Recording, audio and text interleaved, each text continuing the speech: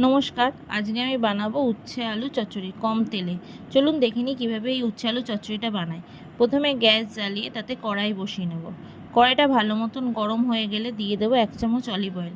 আপনারা চাইলে এখানে সর্ষের তেলও ব্যবহার করতে পারেন। ফোড়নে দিয়ে দেবো 1 চামচ কালো জিরে। কালো জিরেটা ভালো মতন ভেজে নেব। ফোড়নের একটা ভালো গন্ধ বেরিয়ে আসলে আগে থেকে কেটে রাখা উচ্ছেগুলো গোল গোল করে কেটে নিয়েছি, আর আলু চচ্চড়ির মতন আলুগুলো কেটে নিয়েছি। দুটো ভালো মতন দিয়ে নেব। সব দিয়ে নিয়ে দিয়ে দেবো পরিমাণ মতন লবণ, পরিমাণ মতন হলুদ, নুন হলুদ ভালো মতন মিশিয়ে নেব। উচ্ছে আলুর সাথে একটু ভাজা ভাজা মতন করে নেব, যাতে হলুদের কাঁচা গন্ধ চলে যায়। কাঁচা গন্ধটা চলে গেলে দিয়ে দেবো 1 কাপ জল।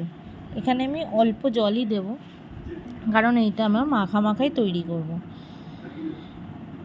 এবং 1 কাপ জল দিয়ে ভালো মতন সব কিছু মিশিয়ে নিলাম, দিয়ে ঢাকনা দিয়ে 5 মিনিটের জন্য রেখে দেবো। 5 মিনিট পর ফিরে এসে ঢাকনা তুলে দেখুন কতটা জল বেরিয়েছে। আমার এখানে উচ্ছেও সিদ্ধ হয়ে গেছে, আলুগুলোও সিদ্ধ হয়ে গেছে। এবার গ্যাসের জোরটা বাড়িয়ে আমি এটা শুকনো করে নেব। ভালো মতন নাড়াচাড়া করতেই থাকবো, নাহলে তলা লেগে যাওয়ার সম্ভাবনা থাকে। দেখুন উচ্ছে আলুটা দিয়ে জল শুকিয়েই গেছে, মাখাই হয়েছে। একটু জল জল রাখতেই হবে, না হলে পরে শুকিয়ে যাবে। তৈরি আমার উচ্ছে আলু চচ্চড়ি।